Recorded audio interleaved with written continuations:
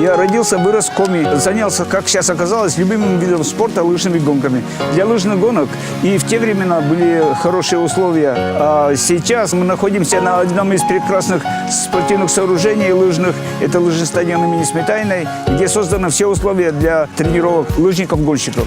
Здесь больше 200 детей сегодня соревнуются на лыжероллерах. Они продолжатели наших традиций. То, что мы достигли, это для них пример. Они знают, что трудом своим можно достичь высоких результатов. Есть у нас талантливые ребята, трудолюбивые. Это очень здорово.